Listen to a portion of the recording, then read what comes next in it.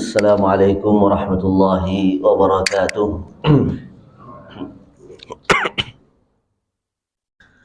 Alhamdulillahi rabbil alamin. Wa usalli wa usallim ala al-mab'uthi rahmatan lil alamin wa ala alihi wa ashabihi ajma'in wa man tabi'ahum bi ihsanin ila yaumiddin wa sallama tasliman katsira.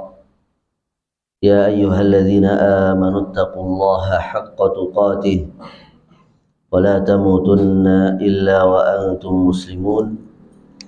أما بعد، اللهم انفعنا بما علمتنا وعلمنا ما ينفعنا وزدنا علما وعملا وأصلح لنا شأننا كله ولا تكلنا إلى أنفسنا طرفة عين.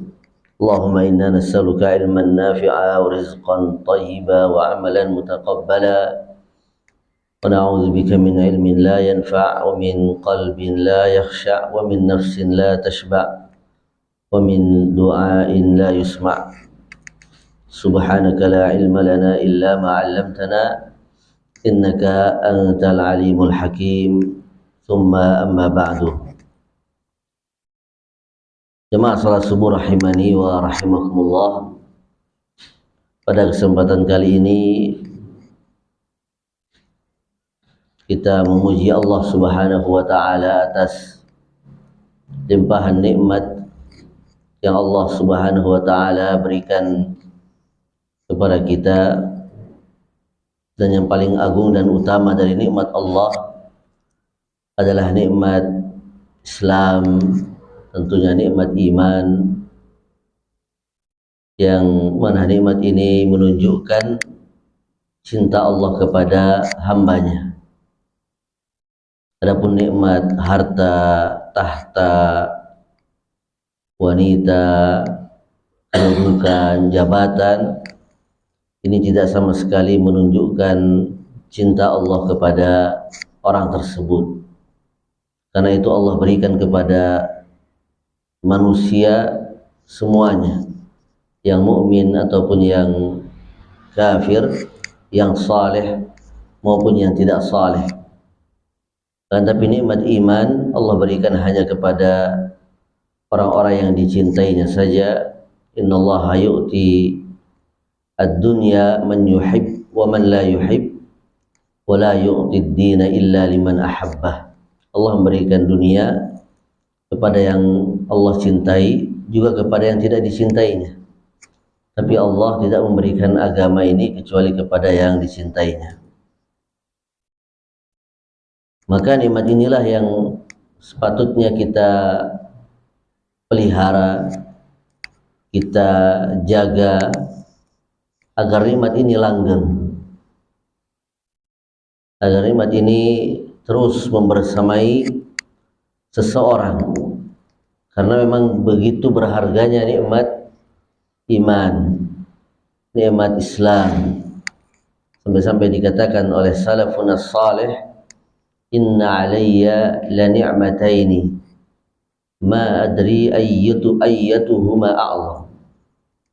Sungguhnya aku telah mendapatkan dua nikmat yang aku tidak tahu mana dari dua nikmat ini yang lebih besar. Yang pertama adalah an yaj'alani musliman, yaitu Allah menjadikanku sebagai seorang muslim.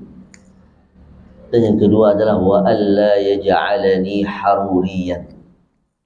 Intinya Allah menjadikanku orang-orang yang berada di atas sunnah Nabi sallallahu alaihi wasallam. Ini dua nikmat besar, dua nikmat yang agung, yang patut untuk dijaga oleh setiap muslim, Karena dengan hilangnya nikmat ini, maka menunjukkan kerugian yang besar yang akan dia dapatkan. Menunjukkan kerugian yang besar yang akan dia dapatkan. Karena orang yang mendapatkan nikmat ini adalah orang yang tidak merugi. Wal asri innal insana la fi khusrin illa alladziina amanu. Manusia ini benar-benar dalam kerugian kecuali orang yang beriman. Selama dia beriman, dia tidak akan rugi.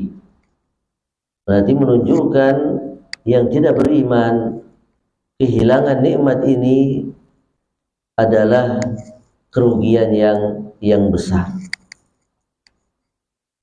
Karena nikmat ini tidak bisa didapat dengan cara apapun, ya, tidak bisa dibeli dengan seberapa banyak harta yang kita miliki, akan tapi itu murni pemberian Allah Subhanahu wa ta'ala. Wa ma kana li nafsin an tu'mina illa biiznillah. Ya, tidaklah setiap jiwa ini beriman kecuali dengan izin Allah. Kalau Allah belum mengizinkan, dia tidak beriman.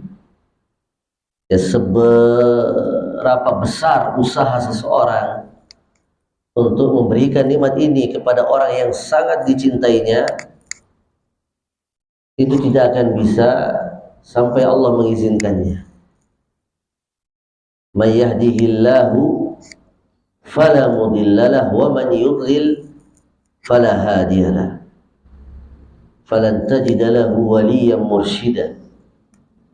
Bahkan Nabi SAW kepada pamannya Abu Talib, innaka la tahdi man ahbabta, innaka la tahdi man turidu hidayatahu.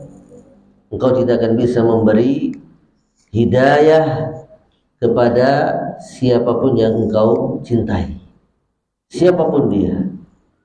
Orang-orang terdekat kita, jika memang belum diberikan Allah, maka tidak akan mendapatkan nikmat ini. Dan inilah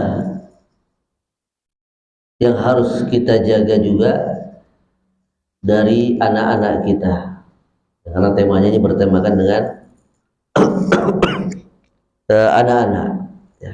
Bagaimana kita melihat ya tanda-tanda keberhasilan dalam mendidik anak. Dan anak merupakan nikmat yang besar. Ya, setelah nikmat iman, anak juga merupakan nikmat, ya, yang Allah berikan kepada orang-orang tertentu juga. Tidak semua orang mendapatkan nikmat ini meskipun dia telah berusaha dengan usaha-usaha yang besar, mengeluarkan banyak biaya demi mendapatkan nikmat ini. Tapi jika Allah belum mengizinkan, belum memberi, dia tidak akan mendapatkan. Lillahi mulkus samawati wal ard yakhluqu ma yasha yahabu liman yasha'u inasan wa yahabu liman yasha'u dzukur aw yuzawwijuhum dzukranan wa inasan wa yaj'alu man yasha'u aqima. Jadi Allah yang punya langit dan bumi, ya, semuanya yang terjadi, Allah bisa menciptakan apa saja sesuai dengan kehendaknya. Ada yang diberikan Allah anak laki tanpa perempuan, ada yang sebaliknya perempuan tanpa laki, ada yang menggabungkan, ada yang punya dua-duanya, dan ada yang tidak memiliki dua-duanya. Tidak memiliki dua-duanya. Ini menunjukkan bahwa zuriyah, keturunan, adalah nikmat Allah yang besar. Betapa banyak kita melihat orang yang berpuluh-puluh tahun belum dikaruniai Allah nikmat ini, padahal ia sangat mendambakannya, sangat menginginkannya. Karenanya nikmat yang besar pasti hisabnya juga berat, pasti amanah dan tanggung jawabnya juga berat. Ini sudah pasti. Semakin besar nikmat, berarti amanahnya semakin berat. Kalau nikmat itu ya hanya tidak begitu besar, berarti amanahnya juga tidak begitu besar. Berarti amanahnya juga berat. hisabnya juga berat, dan ujian dari nikmat itu juga berat. Ujian dari nikmat itu juga berat, dan semua nikmat Allah sejatinya adalah ujian, karena Allah menguji hamba dengan dua model. Wa nabluukum bisyarri wal khairi fitnah wa ilaina turja'un. Kami akan menguji kalian dengan, ya, yang pertama bisyar, dengan keburukan. Ya, ada yang selamat ketika diuji dengan kesusahan, keburukan. Ada ujian itu berupa nikmat, berupa kebaikan, dan ternyata ketika diuji dengan kebaikan, kenikmatan, dia tidak selamat. Seperti Qarun yang tadinya fakir, disuruh dia beriman kepada Allah, namun ketika dia kaya, dia tidak selamat dengan nikmat kekayaan. Ini dua nikmat, dua ujian Allah. Ya, fa ammal insanu idza mabtalahu rabbuhu fa akramahu wa na'ama fa yaqulu rabbi akraman wa amma idza mabtalahu fa qadara alaihi rizqah fa yaqulu rabbi ahanan. Maka nikmat yang besar memiliki fitnah yang besar, memiliki ujian yang besar, memiliki mas'uliyah dan tanggung jawab yang berat. Di antaranya adalah anak ini yang harus dijaga, yang harus dipelihara dengan sebaik-baiknya, dididik dengan sebaik-baik. Paling tidak, kata para ulama, ya, pendidikan ini mengacu kepada hifzuhu ala fitratihi, menjaga dia agar tetap berada di atas fitrahnya, menjaga dia agar tetap berada di atas fitrah. Dan ini amaliyah mustamirrah, sebuah proyek yang tidak ada habisnya. Nah, kalau dikatakan melihat tanda-tanda, ya mungkin hanya tanda-tanda. Adapun keberhasilan yang sesungguhnya kita nggak tahu. Dan keberhasilan yang sesungguhnya, faman zuhziha 'anil nar wa udkhilal jannata faqad faza. Ya, barang siapa yang dijauhkan dari neraka dan dimasukkan ke dalam surga, ini baru orang berhasil. Ketika anak itu benar-benar sesuai dengan perintah Allah, qu anfusakum wa ahlikum nara. Ini keberhasilan yang sebenarnya. Ketika anak itu benar-benar selamat dari panasnya api neraka, baru seorang itu, ya, bisa menyaksikan keberhasilan yang sesungguhnya.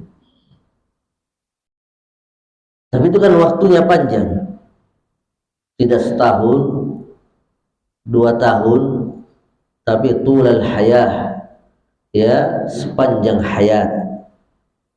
Karena tadi bahwa hidayah itu bisa dengan mudah dan cepat terbalik. Yusbih mu'minan yumsi kafiran, kata Nabi. Pagi bisa beriman, sorenya terbalik. Yumsi mu'minan wa yusbih kafiran, sorenya beriman, paginya terbalik.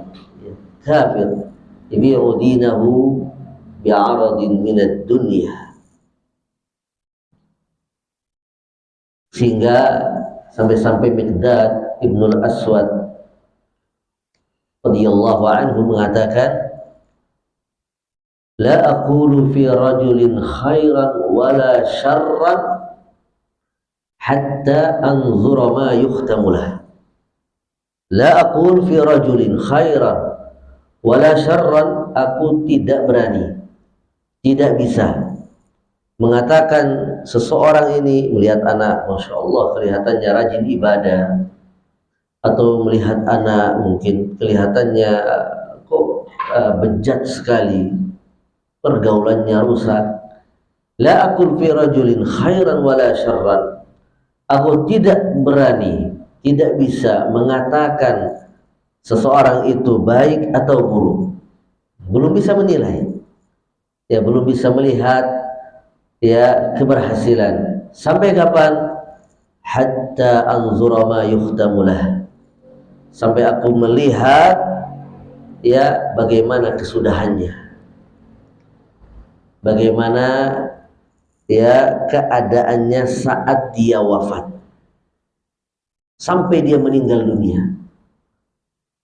Ya, li'annal ahya la tu'man lahumul fitnah. Karena orang hidup, selama dia masih hidup, maka tidak akan pernah merasa aman dari fitnah. Tidak akan aman. Sehebat apapun dia, sealim apapun dia, seberapa banyak ilmu yang dimilikinya, itu tidak menjamin seorang itu bisa terbalik. Tidak akan menjamin seorang itu bisa terbalik. Sampai-sampai dikatakan juga dalam sebuah asar, man kana minkum mustannan falyastanna biman qad mat. Siapa yang mau menjadikan seorang sebagai teladan, maka jadikanlah teladan, ya ambillah teladan itu, sunnah itu dari orang yang telah meninggal, dari orang yang telah meninggal.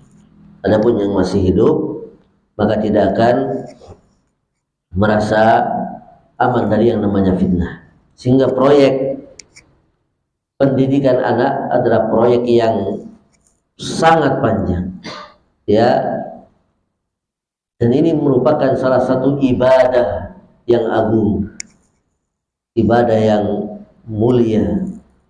Mendidik ini ibadah, ya bukan beban, tapi dia ibadah. Bahkan ibadah ini ibadah mustamirrah, ibadah yang kita lakukan sepanjang hidup kita, dan pahalanya besar. Ya, dijanjikan Allah dengan pahala yang sangat besar. Karena kita sedang berusaha menunjukkan seorang arah, memberikan jalan kepada dia untuk menuju Rabbnya. Dalam sebuah hadis, man dalla ala khairin falahu mislu ajri fa'ilihi. Siapa yang memberikan petunjuk kepada seorang, ya, kepada kebaikan, maka dia akan mendapatkan pahala seperti orang yang melakukannya. Pahala yang besar, pahala yang agung.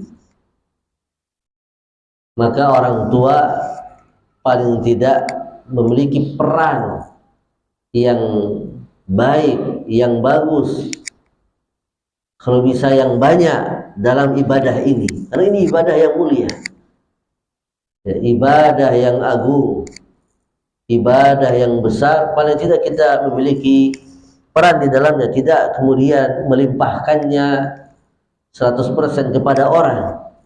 Jangan. Ya, paling tidak kita mengambil bagian. Ibadah-ibadah yang besar, paling tidak kita mengambil bagian di situ. Tidak kemudian melepaskannya di sebuah pesantren misalnya, habis itu lepas, ya seakan-akan lepas dari tanggung jawab. Belum lagi yang dicari adalah pesantren-pesantren yang gratis, sehingga dia benar-benar di rumah bersantai-santai misalnya, ya tidak berusaha untuk mengambil bagian, ya mengeluarkan biaya dari kantongnya. Nah, itu tanda keberkahan. Lihatlah bagaimana Nabi SAW dalam hijrahnya ke Madinah bersama Abu Bakar radhiyallahu anhu. Disediakan ya oleh Abu Bakar tunggangan. Abu Bakar menyediakan tunggangan, ya, sebagai kendaraan untuk hijrah ke Madinah. Semua perbekalan disiapkan oleh istrinya Abu Bakar radhiyallahu anhu. Namun Nabi SAW ya tidak mau gratis. Nabi maunya membayar. Nabi maunya membayar ya tunggangan ini. Tidak mau gratis. Nabi SAW ya mengajarkan ini ibadah besar, hijrah. Hijrah ini ibadah yang besar, salah satu ibadah yang agung dalam Islam. Ya, wa may yuhajir fi sabilillah yajid fil ardi muragaman katsiran wasa'a. Ibadah yang besar. Maka adalah kita mengambil bagian dalam ibadah ini. Itu juga pendidikan, ibadah yang besar. Maka jangan sampai kita kecolongan dalam mendidik anak-anak. Karenanya para ulama kalau bisa ajarkan anak-anak Al-Fatihah dari orang tua. Karena ini yang akan terus dibaca sepanjang hidupnya. Maka ajarkan dia Al-Fatihah. Jangan sampai kecolongan diambil oleh orang lain. Ya, pahala ini, kesempatan ini. Sehingga yang akan meraih pahala dari ibadah ini adalah orang lain. Tapi kita mengambil bagian yang sebanyak-banyaknya dalam pendidikan anak-anak. Nah,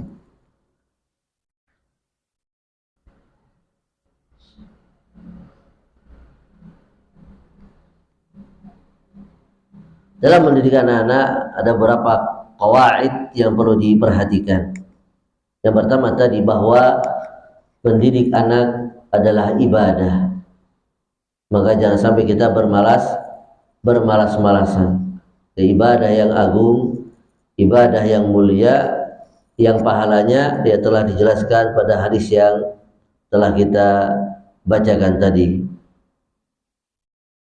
Yang kedua, dalam mendidik anak ya perlu yang namanya al-qudwah al-hasanah, yaitu memberikan teladan yang baik, memberikan teladan yang baik untuk anak-anak kita.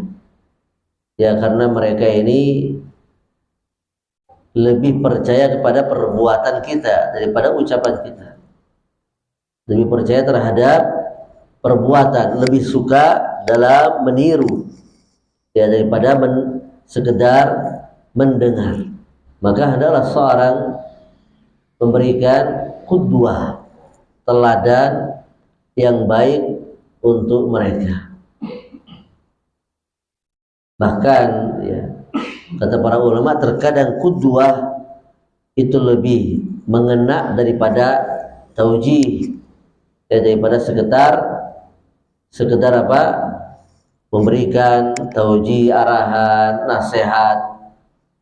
Justru lebih mengena yang namanya qudwah. Ya, lebih mengena yang namanya al-qudwah, teladan yang baik. Al-ibrah ya aula min al-ibarah, kata mereka. Memberikan qudwah, al-ibrah, pelajaran dalam kehidupan yang nyata itu lebih utama dalam pendidikan daripada ibarah, sekedar kata-kata. Dan ini yang dicontohkan oleh ya orang-orang saleh, para anbiya alaihimus salatu wassalam. Bagaimana kita hendak mendidik anak sementara kita tidak melakukannya.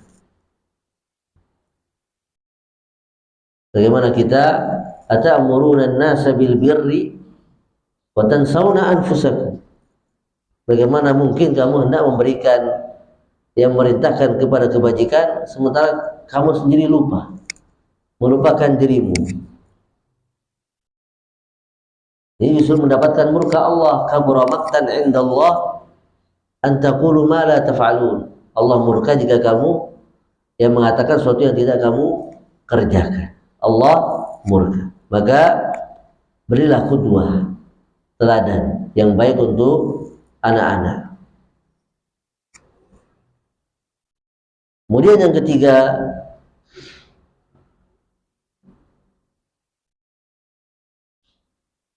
Harus kita pahami bahwa hidayah di tangan Allah, bahwa hidayah di tangan Allah, sehingga keberhasilan dalam mendidik ya bukan berupa hasil yang kita lihat, bukan berupa hasil yang kita lihat, tapi seberapa besar peran kita dalam mendidik, sejauh mana usaha kita dalam mendidik, karena hasil itu di tangan Allah Subhanahu wa ta'ala. Hasil dalam pendidikan di tangan Allah Subhanahu wa ta'ala, sehingga orang yang telah berusaha bukan berarti dia gagal dalam mendidik. Ya, kalau begitu para nabi gagal. Kata Nabi SAW, di akhirat nanti ada nabi yang ma'ahu ya ar-rajul war-rajulan. Ada yang pengikutnya cuma satu, ada yang pengikutnya cuma dua. Wan nabi walaysa ma'ahu ahad. Ada nabi yang tidak ada pengikutnya. Ini bukan berarti bahwa mereka tidak berhasil dalam berdakwah. Ada yang sudah berdakwah mungkin ratusan tahun, Nabi Nuh ya 900-an tahun, wa ma amana ma'ahu illa qalil. Dia tidaklah beriman bersamanya kecuali sedikit, segelintir orang. Namun tidak kita katakan bahwa Nabi Nuh alaihissalam gagal dalam berdakwah. Sebagaimana ada orang tua yang tidak ngapa-ngapain, justru orang tuanya ya banyak bermaksiat kepada Allah, namun anaknya menjadi anak yang saleh. Anaknya menjadi anak yang saleh. Bukan berarti orang tuanya berhasil dalam mendidik. Bagaimana dikatakan berhasil? Usaha saja tidak ada. Bahkan dia sendiri terjerumus ke dalam dosa, bahkan ke dalam kekufuran, waliyadzubillah. Lihatlah Ibrahim alaihissalam. Ayahnya seorang pembuat berhala, tapi anaknya subhanallah seorang nabi, bahkan bukan sekedar nabi, termasuk ulul azmi minar rusul. Ya berapa? 5 orang. Wa idz akhadna minan nabiyyina mitsaqahum wa minka wa min Nuhin wa Ibrahim wa Musa wa Isa ibn Maryam. Ulul azmi minar rusul. Bukan sekedar ulul azmi, tapi menjadi siapa? Khalil, Khalilullah, sampai derajat khullah. Ya, kekasih Allah. 2, Nabiullah Muhammad sallallahu alaihi wasallam dan Nabi Ibrahim alaihissalam. Padahal ayahnya kufur. Ayahnya kufur kepada Allah, membuat berhala. Namun anaknya seorang yang beriman, al-mu'minul wahid, satu-satunya beriman di zaman itu, di tempat dia berada. Ya, sampai-sampai ketika dilempar ke dalam api dengan menjenik, dengan ketapel, istilahnya ketapel besar, ya, karena api yang berkobar begitu besar, sampai-sampai tidak bisa orang-orang kufar itu mendekat untuk menaruh Ibrahim di situ. Akhirnya harus dilempar dengan sejenis ketapel yang besar. Apa kata Ibrahim alaihissalam? Ya Rabb, anta fis samai wahid wa ana fil ardi wahid, a'buduka ya Rabb, hasbunallah wa ni'mal wakil. Ya Allah, engkau di langit satu dan saya di bumi juga satu, sendiri, beriman kepadamu ya Allah. Yang lain enggak ada, bahkan ayahnya tidak ada yang mendukung, tidak ada tempat kembali. Hasbunallah wa ni'mal wakil. Ada juga seorang nabi yang anaknya kafir. Siapa? Nabi Nuh alaihi salam. Ya bunayya arkam ma'ana wa la takun ma'al kafirin. Nah, ayo naik. Namun anaknya berpikir dengan logika. Enggak, saya bisa selamat. Ya, tidak ada logika di atas kehendak Allah. Qala sa'awi ila jabalin ya'simuni minal ma'. Gak ada nak tempat kembali. Ya, kata anaknya, aku akan naik ke gunung. Ya, logika tempat yang tinggi akan menyelamatkan dari banjir bandang. Gunung ya'simuni minal ma', akan menyelamatkanku dari air. Qala la 'asimal yawma min amrillah illa man rahim. Nggak bisa, tidak ada penyelamat, tidak ada penjagaan hari ini dari yang namanya azab, kecuali yang dirahmati Allah.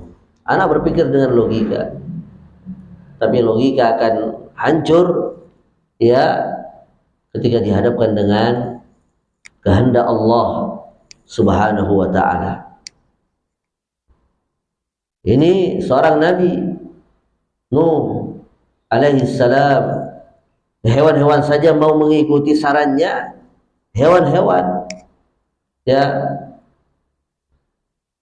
tapi anaknya yang berakal tidak mengikuti ayahnya. Apakah Nabi Nuh alaihi salam dikatakan gagal dalam mendidik? Tidak. Tapi sebagaimana kata Allah, innama amwalukum wa auladukum fitnah, Allahu indahu ajrun azim. Tapi anak itu adalah ujian terkadang. Anak itu adalah ujian bagi orang tuanya, karena ujian kita bermacam-macam. Ada yang diuji dengan harta, ada yang diuji dengan kesehatan, ya, ada yang diuji dengan kesusahan, ada yang diuji dengan anaknya. Dan semua ujian dari Allah Subhanahu wa ta'ala. Kemudian yang paling penting juga, kaidah yang berikutnya adalah ad-du'a lil aulad, mendoakan anak. Ya. Banyak mendoakan anak, meminta kepada Allah Subhanahu wa ta'ala. Ketika semua cara telah kita lakukan, maka kita masih punya senjata, yaitu berdoa. Tidak sekali dua kali, tapi terus menerus berdoa. Berdoa dan terus mengajak, berdoa dan terus mengajak anak tersebut agar ya dia kembali kepada fitrahnya, atau agar dia tetap berada di atas fitrahnya jika memang dia belum berubah fitrahnya. Maka berdoa kepada Allah agar diberikan hidayah ini terus menerus. La tuzigh qulubana ba'da idh hadaitana. Rabbana hab lana min azwajina wa dhurriyyatina qurrata a'yun waj'alna lil muttaqina imama.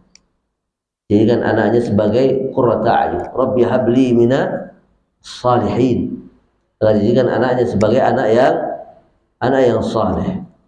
Maka jangan pernah kita tinggalkan berdoa, tapi terus berdoa kepada Allah Subhanahu wa ta'ala. Kemudian antara kaidah berikutnya adalah igtinamu fatratit tufulah, bidayatin nasyah. Ya, manfaatkan momen-momen ketika anak itu masih kecil. Ketika masih kecil itu diarahkan. Ini petunjuk Nabi SAW. Jangan sudah besar ya baru kemudian kita mengarahkan, berat. Tapi sejak kecil, ya muru auladakum bis shalah ya sab'a sinin. Perintahkan anak salat berumur 7 tahun. Wadribuhum 'alaiha wa hum abna'u 'ashr. Pukul kalau sudah berumur 10 tahun. Karena kalau kecil ya mudah dibentuk. Wa yansha'u nasyi'ul wildani minna 'ala ma kana 'awwadahu abu. Bisa membentuk kebiasaan. Dibiasakan untuk ibadah, dibiasakan untuk memiliki akhlak yang baik, perangai-perangai yang mulia. Itu bisa dilakukan sejak kecil. Ya. Tapi kalau sudah menjadi batang, ini susah. Innal ghusuna idza qawwamtahu i'tadalat wa lan talina idza qawwamtaha al-khushbah. Ya, ranting itu masih bisa lah dibentuk-bentuk. Tapi kalau sudah menjadi batang kayu, itu sudah nggak bisa dibengkok-bengkokkan lagi. Ya sudah, jadi ya seperti itu, ya tetap seperti itu. Ini kaidahnya. Tapi setiap kaidah ada pengecualian. Ada kok, ya kalau ada. Kalau ada yang sudah besar baru dapat hidayah, ada.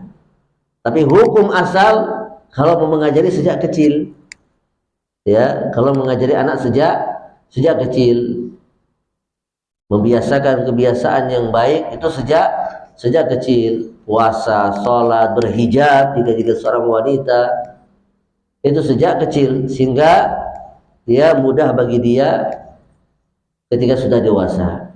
Wa'allimhumul khaira, di pesan salaf, fa innal khaira 'adah. Ajarkan mereka tentang kebaikan, karena kebaikan itu bisa karena terbiasa. Ya, bisa karena terbiasa.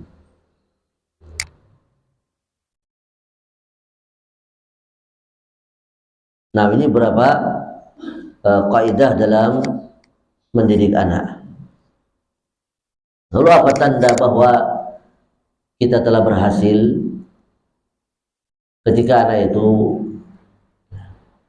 mendoakan kita, tentunya mendoakan orang tua.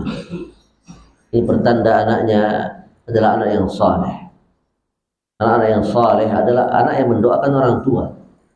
Nabi SAW bersabda, "Idza mata ibnu Adam atau idza mata al-insan inqata'a 'amaluhu illa min salas."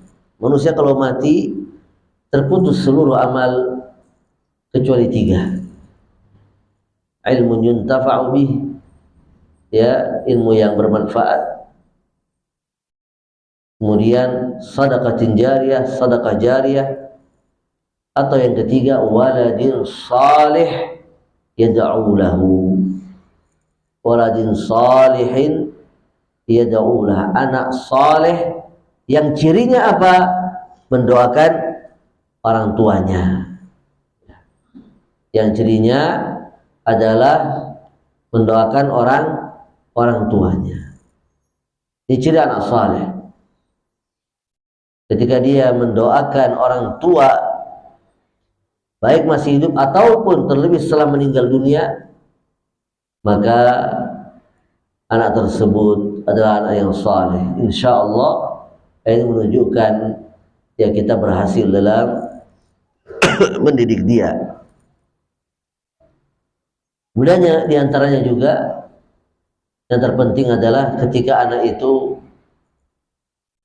memiliki rasa takut kepada Allah, memiliki rasa muraqabah Allah, merasa diawasi Allah.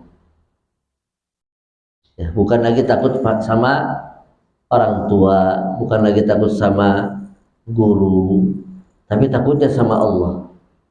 Inilah yang ditanamkan oleh Luqmanul Hakim kepada putranya. Ya bunayya, innaha in takum mithqala habbatin min khardal fatakun fi sakhrah aw fis samawati aw fil ard ya'ti bihallah innallaha latiful khabir. Diajarkan bahwa semua tindak tanduknya, semua perbuatannya sekecil apapun, ya'ti bihallah, itu nanti akan dihisab oleh Allah. Akan dihisab. Allah yang mengadili, bukan orang tua. Allah. Wala siyama, terutama di zaman ini. Ya infataha ad-dunya, dunia terbuka. Dunia terbuka, wasail i'lam, tawasul, ya semua ada dalam ya genggaman. Ya ada dalam genggaman ini. Jadi mungkin bisa kita katakan ya dengan tidak berlebihan, sebab utama rusaknya anak-anak. Sebab utamanya adalah HP, gadget di akhir zaman. Seseorang bisa bermaksiat kepada Allah di tengah halayak ramai. Ya, kita membuka apa saja, apalagi kalau HP ada yang dari samping itu tidak kelihatan. Jadi apa, tempered glassnya hanya dari depan saja, sehingga dia selamat. Ya. Privasi, tapi privasi dalam apa saja bisa, dalam maksiat pun juga bisa. Wah, ini berat. Nah, mungkin inilah tugas terberat di zaman ini. Itu semua kembali kepada muraqabatullah. Muraqabah Allah, merasa diawasi Allah. Yang salah satu caranya adalah menanamkan asma'ullah ke dalam hati anak, nama-nama Allah. Ya, karena ketika Allah memerintahkan kita untuk bertakwa 2 kali dalam satu ayat, Allah memberikan cara. Ya ayyuhalladzina amanu taqullaha wal tanzur nafsum ma qaddamat lighat wattaqullaha innallaha khabirun bima ta'malun. Sungguhnya Allah itu tahu, ya. Allah itu khabir. Khabir itu lebih dalam daripada alim kalau dalam bahasa Arab. Ya, kalau khabir misalnya, kalau alim, saya tahu ini meja terbuat misalnya dari besi, ini alim, ya, ilm. Tapi kalau khabir itu tahu ini besinya jenis apa, ukuran berapa, karatan berapa lama, ya. Tahu secara dalam. Ya. Alim misalnya ilm, Allah tahu, ya, misalnya ilm, al-ilmu, kita tahu, oh dia buka situs yang tidak baik. Khabir, dia tahu itu apa secara dalam. Allah tahu. Allah tahu secara rinci, detail. Allah tahu secara detail. Allah tahu apa yang kita lakukan. Maka kita tidak bisa bersembunyi. Tanamkan kepada anak, dan jadikan hubungan mereka dengan gadget, ya, seminimal mungkin. Karena kata para ulama tarbiyah,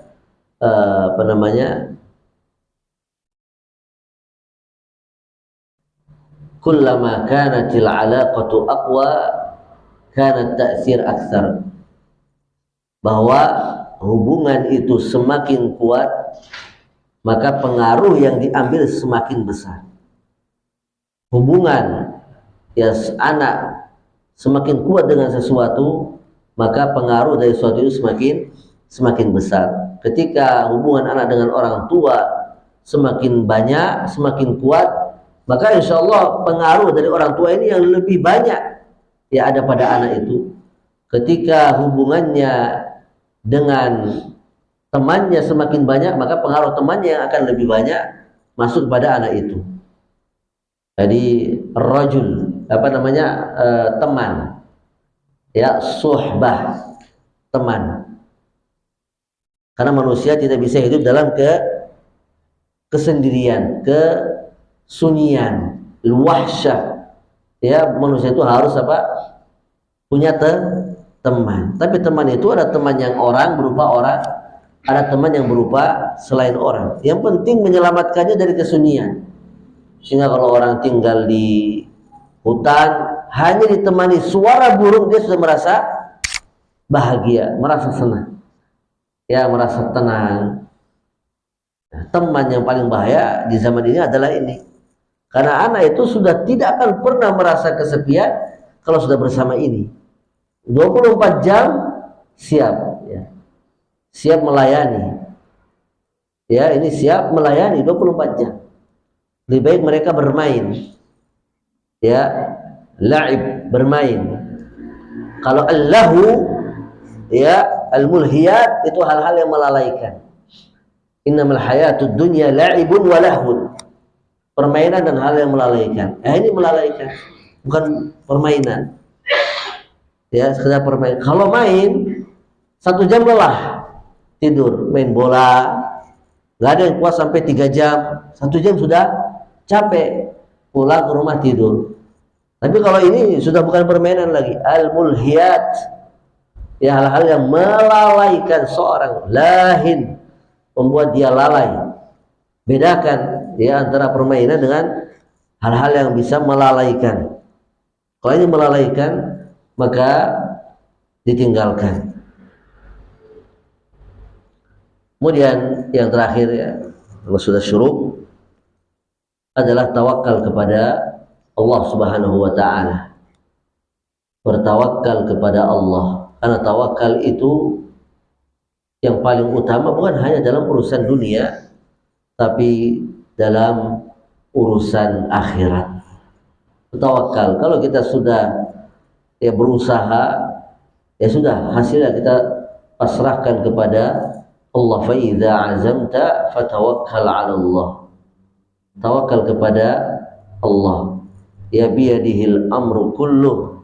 Ya di tangannya lah semua perkara, semua urusan. Ya, yang Allah mau angkat, diangkat Allah. Yang Allah mau hinakan, dihinakan Allah. Yu'izzu man yasha wa yudhillu man yasha. Ya Allah bisa mengangkat siapapun yang Allah angkat, Allah bisa menjatuhkan siapapun yang Allah jatuhkan. Wa may yuhinillah fama lahu min mukrim. Ya, tidak ada yang bisa mengangkat orang yang telah dijatuhkan oleh Allah Subhanahu wa taala. Sehingga jika kita melihat anak kita, oh Masya Allah, maka pujilah Allah. Jangan kemudian kita merasa ujub dengan diri kita, seakan-akan ini semuanya adalah usaha kita, ya bukan murni karunia Allah Subhanahu wa taala. Sehingga kalau melihat anak orang lain kok seperti itu, wajahnya langsung seakan-akan merendahkan, ya itu bukan karena kehebatan kita, tapi karena murni dari Allah Subhanahu wa taala. Allah menghendaki anak kita menjadi anak yang baik, atau yang nomor satu di kelasnya misalnya. Itu semua murni dari Allah Subhanahu wa taala. Wallahu taala ala wa alam. Demikianlah yang bisa disampaikan pada kesempatan kali ini. Ya kita mohon kepada Allah agar memberikan anak keturunan kita, anak-anak yang saleh dan salihah. Rabbana hab lana min azwajina wa dhurriyyatina qurrata a'yun waj'alna lil muttaqina imama. Yang benar dari Allah Subhanahu wa taala, yang salah dari saya, mohon maaf atas segala kekurangan. Nakhtatim bi du'ai kafaratil majlis. Subhanakallahumma bihamdik, asyhadu an la ilaha illa anta, astaghfiruka wa atubu ilaik. Assalamualaikum warahmatullahi wabarakatuh.